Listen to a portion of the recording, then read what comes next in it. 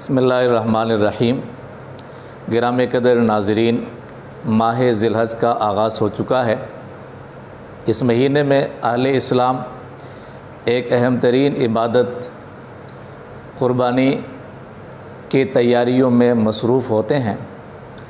قربانی سے متعلق دو تین باتیں میں عرض کروں گا۔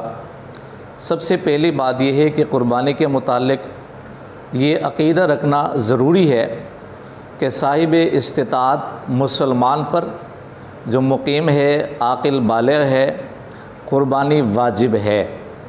یہ عقیدہ رکھنا کہ قربانی صاحب استطاعت پر واجب ہے اس لیے ضروری ہے کہ قرآن و سنت، صحابہ کرام رضوان اللہ علیہ مجمعین، اسلاف و اکابر سے قربانی کا عمل ثابت ہے۔ اس بنا پر علماء نے لکھا ہے کہ قربانی کا انکار کرنا موجب کفر ہے، اور قربانی کا انکار کرنے والا دائرہ اسلام میں رہے یہ ناممکن ہے۔ تو سب سے پہلی بات یہ کہ قربانی سے متعلق ہمارا عقیدہ ٹھیک ہونا چاہیے۔ دوسری بات یہ ہے کہ قربانی کسے کہتے ہیں۔ یاد رکھیے، عید الاضحیٰ کے دن عید کی نماز کے بعد سے لے کر 12ویں تاریخ کو غروب آفتاب سے پہلے تک اللہ تعالیٰ کی رضا کے لیے جانور قربان کرنے کا نام قربانی ہے۔ جانور ذبح کرنے کا نام قربانی ہے۔ یہ قربانی کا حصہ نہیں ہے کہ تھیلی میں گوشت بھر کر گھر گھر پہنچانے کا اہتمام کیا جائے۔ یہ علیحدہ بات ہے کہ یہ عمل بھی مستحب ہے، باعث اجر و ثواب ہے، لیکن قربانی اس کا نام نہیں ہے۔ اصل روح، مقصد اور قربانی کا جو مطلوب عند اللہ ہے وہ خون گرانا ہے۔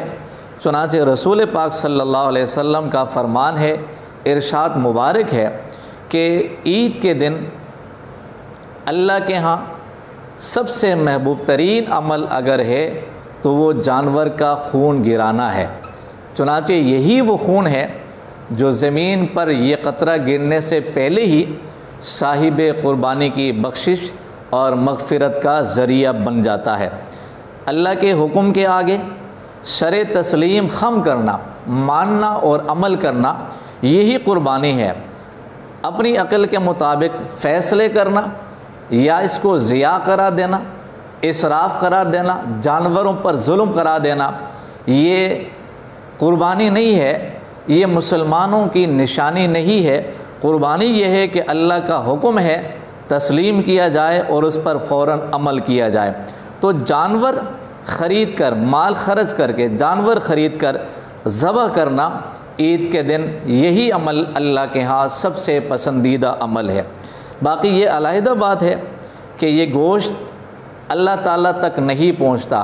لن ینال اللہ لحومها ولا دماؤها ولکن ینالہ التقوی منکم۔ اللہ کے ہاں یہی چیز دیکھی جاتی ہے کہ میرا بندہ میرے حکم پر کس طرح عمل کرتا ہے، اہمیت دیتا ہے نہیں دیتا، مانتا ہے نہیں مانتا، یا اپنی عقل کے مطابق میرے احکامات کو دیکھتا ہے۔ اور باقی جہاں تک قربانی کے گوشت کا تعلق ہے، علماء نے لکھا ہے کہ بہترین طریقہ اور مستحب طریقہ یہ ہے کہ گوشت کے 3 حصے کیے جائے۔ ایک حصہ اپنے لیے، فیملی کے لیے، دوسرا حصہ اپنے رشتہ داروں کے لیے، اور تیسرا حصہ مستحقین کے لیے۔ اگرچہ شرعاً اس کی بھی اجازت ہے کہ سارا گوشت اپنے پاس اسٹاک کر کے رکھ لے اور جمع کر کے رکھے اور کھائے، لیکن قربانی سے یہی درس ہمیں ملتا ہے کہ جہاں اللہ کی رضا کے لیے مال خرچ کر کے جانور خرید کر ہم قربانی پیش کرتے ہیں، وہاں پر یہ بھی ہم قربانی دے دیں کہ سارا گوشت اپنے پاس نہ رکھے، بلکہ عید کے موقع پر، خوشی کے دنوں میں مستحقین کو بھی یاد رکھا جائے، ان کے گھروں میں بھی گوشت پہنچانے کا اہتمام کیا جائے، تاکہ عید کی خوشیوں میں غریب کے بچے بھی گوشت کھائے، وہ بھی عید کی خوشیوں میں شریک ہو جائے۔ اللہ تعالیٰ یہ عمل ہمیں اخلاص کے ساتھ کرنے کی توفیق عطا فرمائے۔